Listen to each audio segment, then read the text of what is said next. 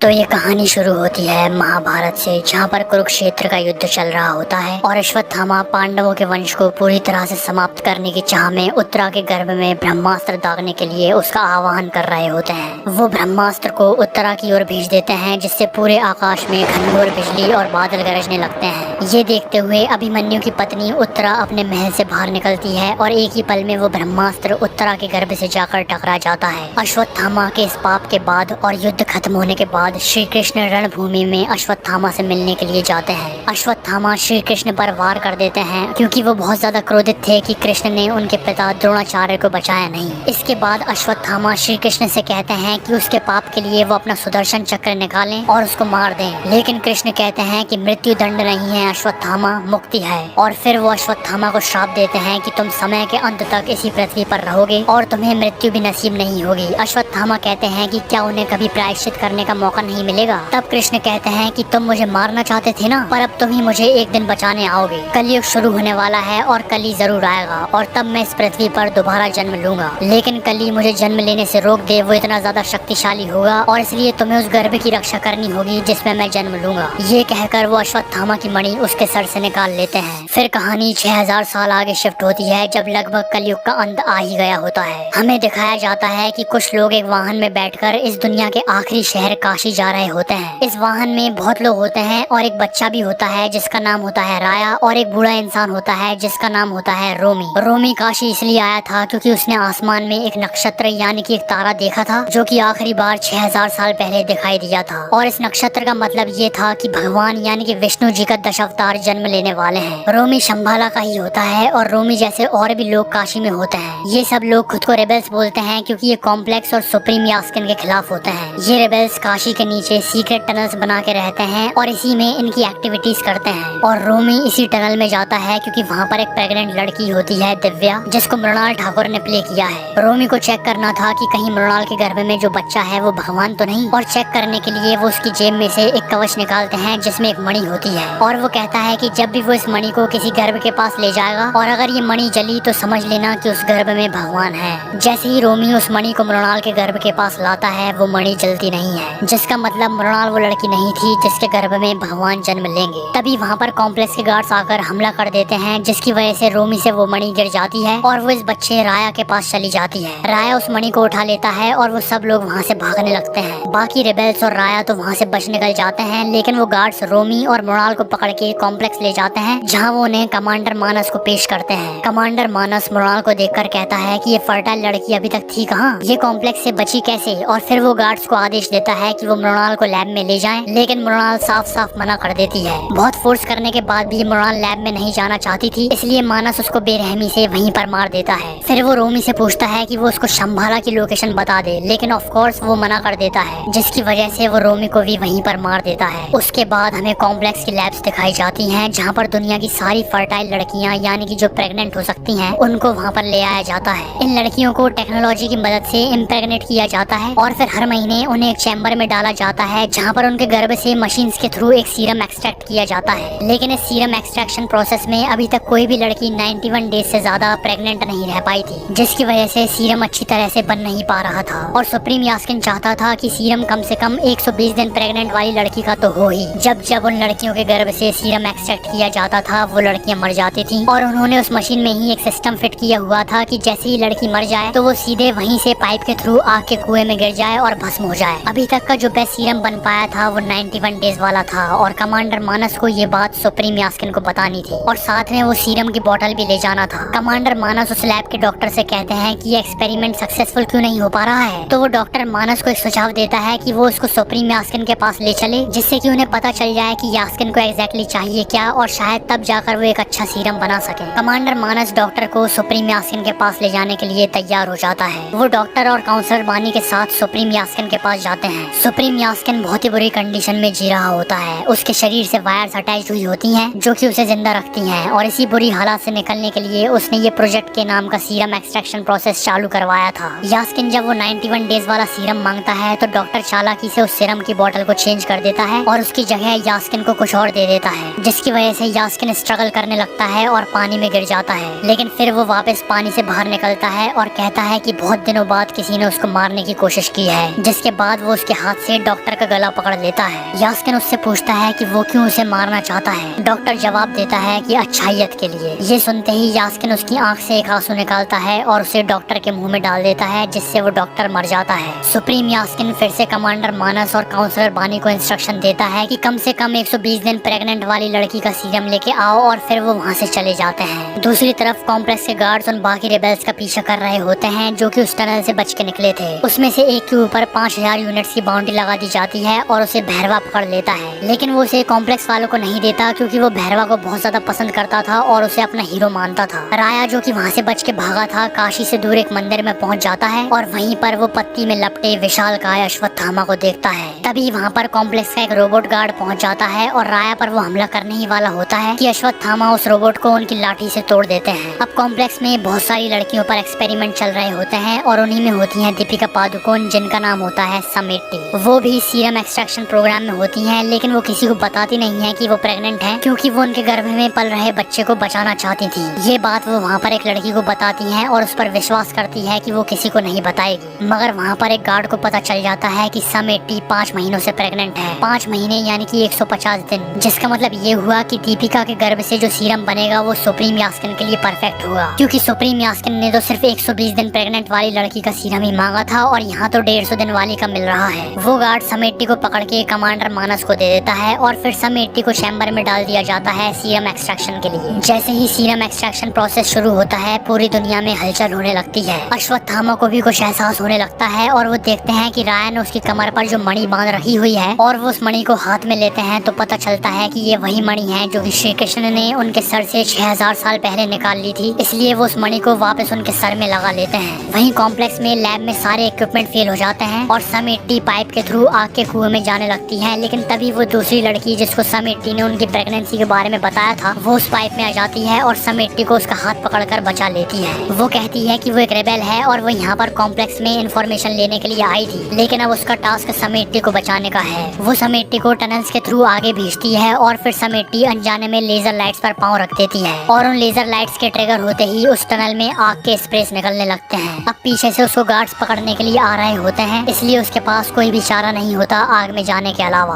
आंख बंद करके वो आग के बीच से होते हुए आगे बढ़ने लगती है। उसके कपड़े पूरी तरह से जल जाते हैं, लेकिन वो सेफली टनल के दूसरे एंड पर पहुंच जाती है और बेहोश हो जाती है। वहाँ पर उसको 2 लोग उठाते हैं और उनके ट्रक में ले जाते हैं। वो समझ जाते हैं कि ये प्रेग्नेंट लड़की कुछ तो स्पेशल है, इसलिए वो फैसला करते हैं कि वो उसको कॉम्प्लेक्स से दूर सेफली शंभाला लेकर जाएंगे। जब समेटी को होश आता है तो वो खुद को उस ट्रक में पाती है। ट्रक में उसकी प्रोटेक्शन के लिए एक लड़का और एक लड़की होते हैं, जिसमें से लड़की का नाम होता है कायरा। कायरा ही होती है जो कि समेटी को सुमति का नाम देती है और वो सब लोग चैन से हंसते खेलते हुए शंभाला जा रहे होते हैं। लेकिन तभी उन्हें पता चलता है कि सुमति के ऊपर कॉम्प्लेक्स वालों ने 1 मिलियन यूनिट्स की बाउंड्री रखी है, जिसका मतलब ये था कि सारे बाउंड्री हंटर्स सुमति को लेने के लिए जरूर आएंगे। होता भी ऐसा ही है। बाउंड्री हंटर्स और कॉम्प्लेक्स के गार्ड्स उस ट्रक पर हमला कर देते हैं। कायरा उसके वेपन्स का यूज करती है और कुछ गार्ड्स को मार भी गिराती है, लेकिन आखिर में वो खुद शहीद हो जाती है। उनका ट्रक भी तोड़ फोड़ की वजह से खराब हो जाता है और सारे गार्ड्स उसको घेर लेते हैं। और तभी वहाँ पर अश्वत्थामा आते हैं, 8 फुट लंबे और भयंकर शक्तिशाली। वो सभी को मार गिराते हैं, लेकिन 1 मिलियन यूनिट्स की बाउंड्री सुनकर भैरवा कैसे रोकने वाला था, इसलिए वो भी बुज्जी को लेकर उस ट्रक के पीछे आ जाता है और उसे भी अश्वत्थामा की मार झेलनी पड़ती है। अश्वत्थामा गुस्से में बुज्जी को भी तोड़ देते हैं। भैरवा बहुत बुरी तरह से हार जाता है। फिर अश्वत्थामा भी उस ट्रक में सुमति के साथ बैठ जाते हैं और वो भी शंभाला चले जाते हैं। शंभाला में सुमति का सभी लोग बहुत अच्छे से स्वागत करते हैं। सुमति के आते ही वहाँ पर बारिश होने लगती है, जो कि सदियों बाद हुई थी, इसलिए सब लोग उसे माँ बुलाने लगते हैं। राया अश्वत्थामा से कहता है कि अब उसे एक मॉडर्न वेपन ले लेना चाहिए और उसकी लाठी फेंक देना चाहिए। अश्वत्थामा कहते हैं कि ये कोई आम लाठी नहीं है, बल्कि ये कभी लाठी थी ही नहीं। ये उनके मित्र कर्ण का धनुष है, जिसकी शक्तियाँ तभी एक्टिवेट होती हैं जब कर्ण से हाथ लगाते थे। दूसरी तरफ भैरवा पूरी तरह से डिमोटिवेट हो जाता है, क्योंकि उसकी जिंदगी में वो पहली बार हारा था और बुज्जी भी डिस्ट्रॉय हो गई थी। लेकिन वो रेबेल जो भैरवा की कैद में था, वो भैरवा से कहता है कि तुम हीरो हो भैरवा, तुम क्यों ना रेबेल्स के साथ मिल जाओ और सुप्रीम यास्किन के खिलाफ लड़ो। और वो उसे ये भी कहता है कि अगर वो रेबेल्स के साथ शामिल होगा तो वो उसे शंभाला लेकर भी जाएगा। वो रेबेल ये नहीं जानता था कि जो बाउंड्री भैरवा ने हारी है वो शंभाला में ही है, इसलिए भैरवा सोचता है कि ठीक है, इसे बेवकूफ बनाकर और इसकी मदद लेकर वो शंभाला तक पहुंच जाएगा, जहां वो अश्वत्थामा से बदला भी ले लेगा और सुमति को भी उठा लेगा। अब उसके जीवन में फिर से मोटिवेशन आ गया था और वो उसकी सारी यूनिट्स बुज्जी पर लगा देता है और उसको बहुत ज्यादा हाईली अपग्रेड कर लेता है। फिर अगले दिन वो उस रेबेल के साथ बुज्जी में बैठकर शंबाला जाता है। वहाँ पहुंचकर वो सबसे पहले तो उस रेबेल को बेहोश कर देता है और उसके बाद अश्वत्थामा के सामने जाता है, लेकिन भैरवा बन के नहीं, खुद अश्वत्थामा बन के। उसने उसके डुप्लीकेट टैग का यूज करके अश्वत्थामा का भेष ले लिया था, लेकिन भेष लेने का मतलब ये नहीं था कि वो अश्वत्थामा जितना शक्तिशाली भी हो गया है। अश्वत्थामा एक बार फिर से उसको आसानी से हरा देते हैं और भैरवा उसके फॉर्म में वापस आ जाता है। तभी बुज्जी अश्वत्थामा पर मिसाइल से अटैक करती है, लेकिन अश्वत्थामा उस मिसाइल को पकड़कर बुज्जी पर ही फेंक देते हैं और इसके बाद भैरवा बुज्जी में बैठता है और रोबोट में तब्दील हो जाता है। इसी बीच क्योंकि एक बाउंटी हंटर ने उस ट्रक पर एक ट्रैकर लगा दिया था, तो उस ट्रैकर को ट्रैक करके कमांडर मानस उसकी फौज लेकर शंभाला पर अटैक कर देता है। सुमति को इंस्ट्रक्शन दिए जाते हैं कि वो बाहर ना निकले, लेकिन वो दूसरों की मदद करने के लिए बाहर निकल आती है और एक धक्का लगने की वजह से वो ब्रिज से नीचे गिरने लगती है। अश्वत्थामा उसे पकड़ लेते हैं, लेकिन उनका हाथ फिसल जाता है और सुमति का हाथ छूट जाता है। सबको लगने लगता है कि शायद अब सुमति बचेगी नहीं, लेकिन तभी भैरवा उसको बचाने के लिए छलांग लगा देता है। वो सुमति का हाथ पकड़ लेता है और उसको पकड़ लेते हैं अश्वत्थामा। अश्वत्थामा दोनों को ऊपर खींचते हैं और भैरवा को जोर से पंच मारते हैं, जिससे भैरवा बेहोश हो जाता है। फिर कमांडर मानस अश्वत्थामा को बहुत ही स्ट्रॉन्ग जाल में जकड़ लेते हैं और अश्वत्थामा अब मूव नहीं कर पा रहे होते हैं। वो सुमति को पकड़ता है और उसकी शिप पर ले जाता है। तभी जहाँ पर भैरवा गिरा पड़ा था, उसके पास ही अश्वत्थामा की वो लाठी भी पड़ी हुई थी, जो कि एक्चुअल में कर्ण का धनुष था। उस धनुष पर एक पत्ता गिरता है, जिसकी वजह से वो धनुष भैरवा के हाथ में आ जाता है। और जैसा अश्वत्थामा ने कहा था कि इस धनुष की शक्तियाँ तभी एक्टिवेट होंगी जब खुद कर्ण इसको पकड़ेंगे, तो वैसा ही होता है। भैरवा के छूने से धनुष में शक्ति आ जाती है और भैरवा भी होश में आ जाता है। ये देखते हुए अश्वत्थामा शॉक हो जाते हैं। फिर भैरवा उस धनुष को कमांडर मानस की छाती में घुसेड़ देता है और उसे मार देता है और सुमति को बचा लेता है। लेकिन जैसे ही वो सुमति को बचाता है तो वो एकदम से भौचक्का हो जाता है कि अभी अभी उसके साथ हुआ क्या, और उसे सिर्फ इतना याद रहता है कि वो सुमति को पकड़ने के लिए यहाँ पर आया था, और इसलिए वो सुमति को बुज्जी में डाल देता है और वहाँ से बुज्जी को उड़ा कर ले जाता है। राया अश्वत्थामा से पूछता है कि ये है कौन। तब अश्वत्थामा फ्लैशबैक सीन में पहुंच जाते हैं, जहाँ पर अर्जुन अश्वत्थामा से लड़ाई कर रहे होते हैं। अर्जुन अश्वत्थामा पर एक ऐसा बाण चलाते हैं जो कि कोई भी नहीं रोक सकता था, लेकिन तभी उन्हें बचाने के लिए उनके पीछे से कर्ण आते हैं, जो कि अर्जुन के तीर का जवाब देते हैं। कर्ण अर्जुन का तीर तो निष्कासित करते ही हैं, लेकिन वो एक और बाण चलाते हैं, जिससे अर्जुन का रथ 2 कदम पीछे खिसक जाता है। ये देखकर श्री कृष्ण कहते हैं कि ये शत्रु बहुत ही ज्यादा शक्तिशाली है, इसने उस रथ को पीछे किया है जो कि अग्निदेव ने प्रदान किया है, और हनुमान जी भी इस रथ पर झंडे के रूप में विराजे हुए हैं, और खुद सारथी के रूप में कृष्ण जी तो है ही। कर्ण को भी खुद प्रभास ने ही प्ले किया हुआ होता है। और इसके बाद हमें सुप्रीम यास्किन का एक मिड क्रेडिट सीन दिखाया जाता है, जिसमें वो सुमति का एक बूंद सीरम उसके शरीर में डाल लेता है। उसको मैंने पूरा इस वाली वीडियो में एक्सप्लेन किया हुआ है, तो क्लिक करके जरूर देख लेना और इस वाली वीडियो को लाइक कर देना, शेयर कर देना और चैनल को सब्सक्राइब